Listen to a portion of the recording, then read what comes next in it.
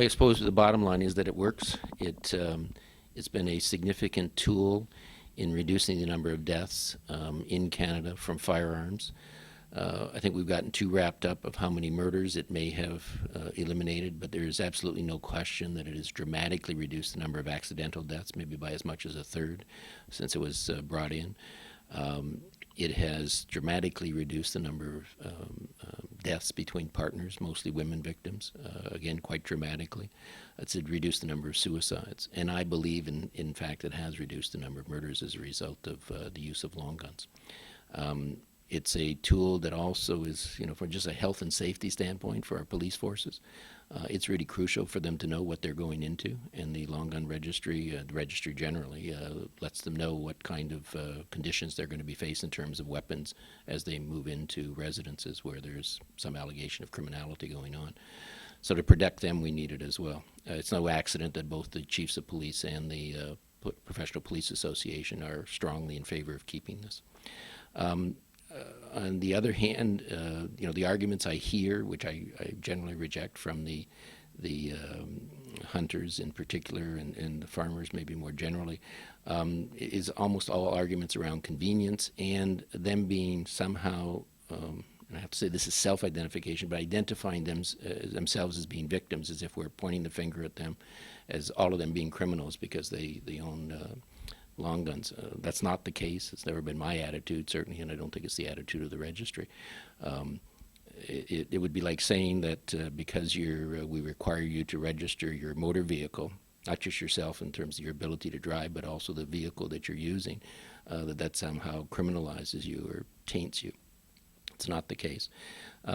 This is a direct result of heavy lobbying by I think a very small group in Canada, but it has had its desired effect.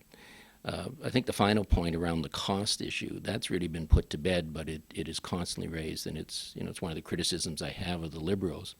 They were so incompetent in setting it up in the first place. It cost, my estimation, I've done really a lot of analysis on this, has cost probably 75% in the setup. 700 times in the setup than it needed to cost if it had been done properly. It was just grossly inefficient. We've worked that pretty well all out. There's still some tweaking that needs to be done to the system, but it's a pretty efficient system. This has been an extremely divisive issue. It's been used divisively in rural Canada. In many ways, the issue of the gun registry has changed the political face of Canada. One could even argue that it's elected the Harper Conservatives. How do progressives defuse this issue so it doesn't just go on giving and giving, as James Travers said in his column the other day? Well, I very much would like to say we could do it based on the facts. Just do an analysis. Does this work or not? And it doesn't. It's become an iconic issue. It doesn't matter what you can prove, and I'm quite willing to take anybody on in a debate on this on the substance. But that's not really where it's at. It's a question of trying to convince, again, I think the farming community in particular, but the hunters as well, that we're not in any way stigmatizing them, we're not criminalizing them, but it's having to break through with that. And Tish, I mean, you're absolutely right about the division that is created in the country. It's a huge division between urban and rural, but it's also a gender division. It divides men and women quite significantly. Every opinion poll I've ever seen, show women, including women who live on farms and who in some cases even who hunt or have spouses who hunt, partners who hunt, they overwhelmingly, running at 2/3 to 3/4, believe in keeping the registry. So it's men, on the other hand, who are hunters and farmers generally are, around the 50% mark in terms of whether they want the registry or not. But there is this small core, it's the offshoot of the National Rifle Association in the United States, and it's just hugely divisive and very, very painful in a lot of communities where you have this division. Yes, we've noticed it certainly in where I come from in Renfrew County, where it used to be a safely Liberal seat, and now it'll never be a Liberal seat again. Obviously, you're a New Democrat, but I presume it's had that effect on NDP seats as well? Oh, it has. There's no question. We think a couple of the seats that we lost in Saskatchewan, for instance, this was certainly a significant factor. I won't say it was the only one. There were a couple of other ones, but it was a significant factor. And especially when it's close and when you got three-way fights, it's difficult. If it's a two-way fight, we usually can overcome it. The bottom line, every poll again that I've seen, and I think these are accurate, is it's only about 5% of the voting public for whom this is a vote determiner. But where we're in ridings where we're only winning by 2 or 3 percentage points, it's enough to make the difference. Is there a way that you could suggest to end the cycle that Jim Travers refers to of the gift that keeps on giving?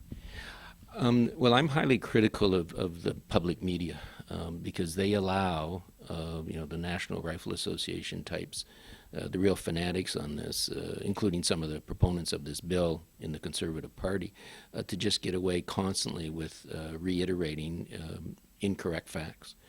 And I think it behooves our media to say we have a role to play in this. We have a role always to educate the public, to provide them with accurate information.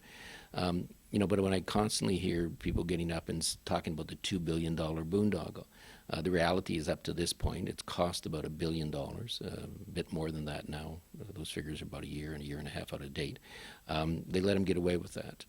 They let them get away with leading people to believe that by getting rid of this, there's going to be a substantial savings that then is going to be used in other areas of law enforcement.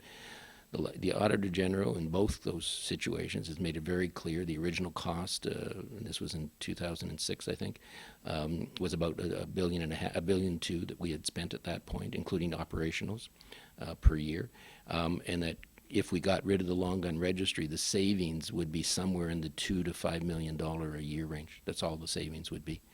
That the basic costs are all still there because we're going to continue the registry for handguns and other restricted weapons.